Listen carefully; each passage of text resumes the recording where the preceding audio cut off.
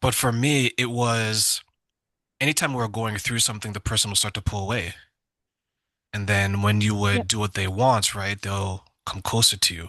Then they pull away. Yep. Then they may use sex. Then they use intimacy. They use all Hmm. these things to kind of manipulate the situation. I know that you went through it and you were able to overcome it. Looking back, Yeah. if you were to name the type of manipulation you went through, what would it be and why? Goodness. It's the games that the manipulators play, and they're going to employ so many different tactics. It's just going to depend on what's going to work for them to get to their end goal with you. And so that's where it's really difficult to say, okay, men do it this way and women do it this way, because every single manipulator or narcissist or toxic abuser, they all have a specific goal in mind, something they want from you, and they're going to do whatever it takes, whatever is going to work with you. And what is going to work with you maybe not is not necessarily going to work with the next guy. And so they're going to employ different tactics, and so they get very good at using the game and playing the game against different people, right? And so in my experience, with my situation, what I went through was really difficult to pinpoint, because it was coming from a place of over concern and love. And it was really hard to detect when I was in it. And it took a lot of people from the outside to actually say, okay, no, this is what's happening to you. And even then, I couldn't see what was going on. It was, you're always going to need our help. You're never going to be able to be a functioning adult without us. It was, oh, you need mental health help. You're depressed. Oh, let's send you to a psychologist. Let's send you to a therapist. Let's put you on medication. That medication's not working. Let's try this medication. I'm not going to lie. I tried about 12 different antidepressants that was suggested, because none of it worked, and none of it worked because I didn't have a chemical imbalance in my system that I needed medication for. But they had me convinced that I was crazy, right? And so that's where it was really hard to pinpoint, because this was my family that I had grown up with.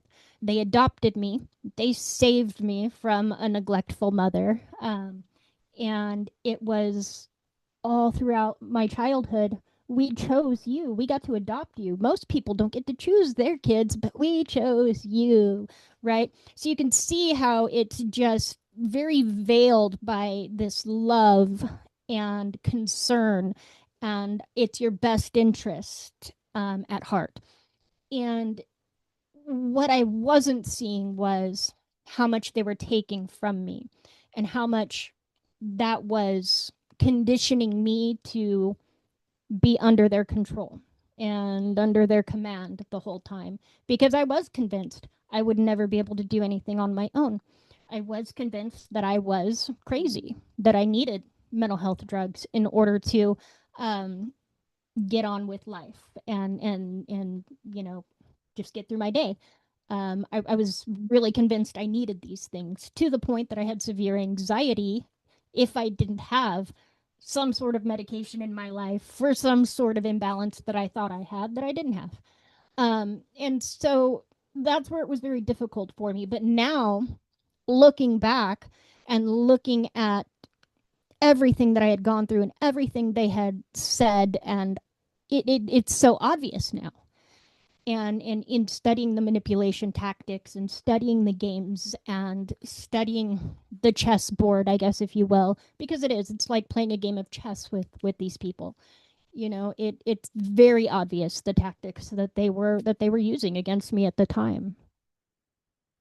And I think that's the part that a lot of people struggle with is identifying that, hey, this person is manipulating me, Mm-hmm. right? Oh, This person absolutely. is, Yeah. yeah, this person is using me. This person is Yeah. extracting.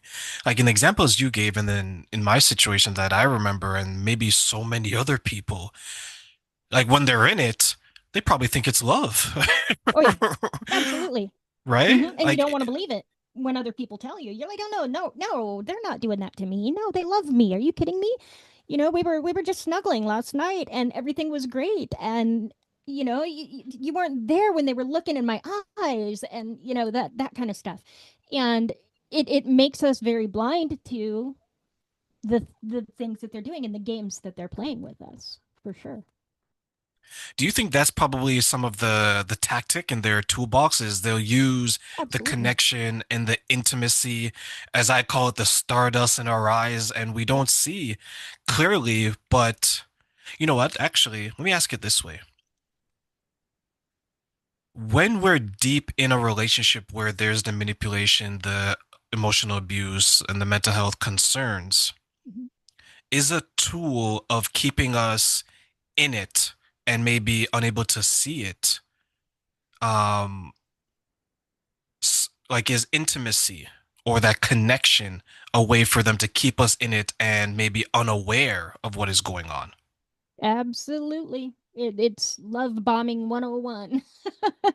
Is what they do, and they are going to lay it on thick, and they're going to make you just feel like, you are the most special person in the universe. And it's going to be heavy, and that's how you can distinguish that from what would be a normal healthy relationship, is that it's just overbearing. They lay it on really thick and heavy. And typically a lot of people who have been abused in the past or have suffered traumas in the past typically fall for it a lot harder than people who have not, because it feels good to finally have somebody in your life, I love you, and looking deeply into your eyes, and that stardust, and giving you those feelings, and they know that, and they can see that in you. And so absolutely, for sure, you're not going to see that coming. And it's a big tactic that they used, and it's number one. I mean, the number one tactic, of course. And then what you'll start to see is, they'll lay that on really thick and heavy, and then they'll start to pull away a little bit, and then they're going to start to see that they're going to start to lose you a little bit, or you're going to get a little pissed off, right? And then what are they going to do? They're going to start with the love bombing again. They're going to make it right.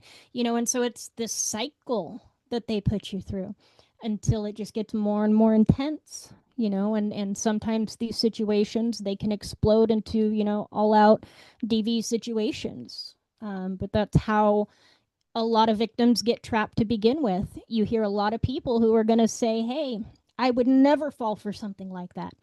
And I'm sorry, it's BS, because you can absolutely fall for it. I don't care how smart you think you are. They're very good at identifying exactly what you want to hear and exactly what you need to feel.